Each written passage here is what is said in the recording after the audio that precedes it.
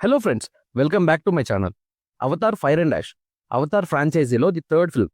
First Avatar mostly ఫారెస్ట్లో, Avatar way of వాటర్లో, ఇప్పుడు ఫైర్లో. అవతార్ ఫ్రాంచైజ్ అంటే మన మైండ్లో ఫస్ట్ గుర్తొచ్చేది visual spectacle or visual wonder. Pandora అనే వరల్డ్ని జేమ్స్ కెమెరన్ తన ఇమాజినేషన్తో మన కళ్ళకి ఒక ట్రీట్ లాగా ఇచ్చేశారు.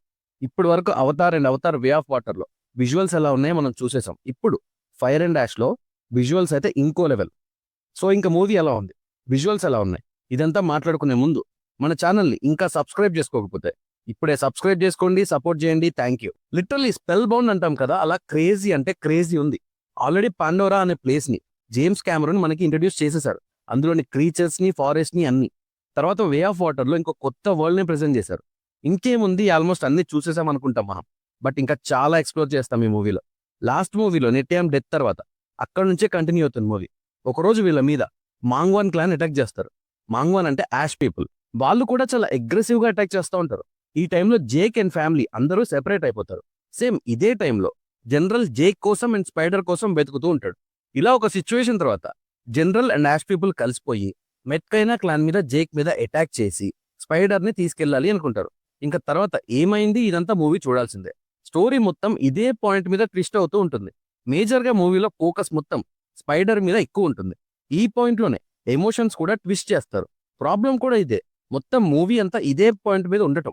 అవతార్ వే ఆఫ్ వాటర్ మూవీలో ఎలాంటి ప్రోగ్రెషన్ ఉంటుందో సేమ్ అదే ఫార్మాట్లోనే ఫైర్ అండ్ డాష్ కూడా ఉంటుంది. ఇదే కొంచెం ప్రెడిక్టబుల్ గా అనిపిస్తుంది. ఈ ప్రెడిక్టబిలిటీ వల్ల స్టోరీలో ఎమోషన్ ఎక్కువ వర్క్ అవ్వలేదు. అండ్ మేజర్గా లాస్ట్ 1 hour మొత్తం ఫైట్ సీక్వెన్స్ ప్లాన్ చేశారు. ఈ టైంలో చాలా ఎమోషనల్ మూమెంట్స్ ఉంటాయి, కానీ అంతా హడావుడి మధ్యలో పెద్ద ఇంపాక్ట్ క్రియేట్ చేయలేకపోయాయి. ఇలాంటి ఇష్యూస్ ఉన్నాయి మూవీతో. And run time almost 3 hours 15 minutes వరకు ఉంది. ప్రెడిక్టబుల్ స్టోరీ కనుక ఇదే కొంచెం ఇష్యూ అనిపిస్తుంది. ఇంకా పాజిటివ్స్ అవుతే visuals, this is brilliant. First Avatar చూసినప్పుడు ఎలాంటి ఫీల్ వచ్చిందో ఆ ఫీల్ని వే ఆఫ్ వాటర్లో చాలా మంది మిస్ అయ్యారు. బట్ ఇప్పుడు ఫైర్ అండ్ డాష్లో ఆ రేంజ్ విజువల్స్ ఎక్స్పీరియన్స్ చేస్తాం మనం. 3D కూడా బాగా వర్క్ అయింది. రెగ్యులర్ 3D సీన్స్ లా కాకుండా కొంచెం కొత్తగా అనిపించింది. అండ్ నాకు మెయిన్గా నచ్చింది ఏంటంటే మాంగ్వాన్ క్లాన్. బేసిక్గా ఈ క్లాన్కి కొంచెం డిఫరెంట్ కలర్ కాంబినేషన్ యూజ్ చేశారు. ఈ కాంబినేషన్ చాలా బాగుంది ఆన్ స్క్రీన్ చూడడానికి.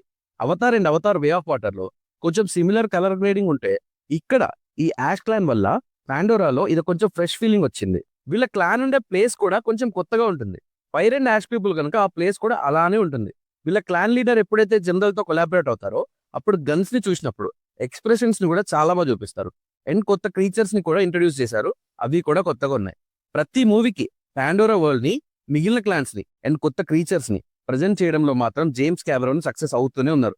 టెక్నికల్ గా ఈ మూవీ గురించి ఒక్క రిమార్క్ కూడా లేదు. మ్యూజిక్ కూడా చాలా బాగా వర్క్ అయింది.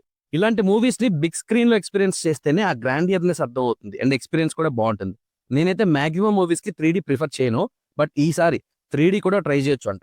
So Avatar fire and dash ఎలా ఉంది అంటే నాకైతే నచ్చింది. Comparatively Avatar or Avatar way of water లో అవతార్ కన్నా బెటర్ కాదు, కానీ వే ఆఫ్ వాటర్ కన్నా ఫైర్ అండ్ డాష్ బెటర్ గా అనిపించింది విజువల్ గా. మీరు చూడాలనుకుంటే ఒకటి మైండ్ లో పెట్టుకొని వెళ్ళండి.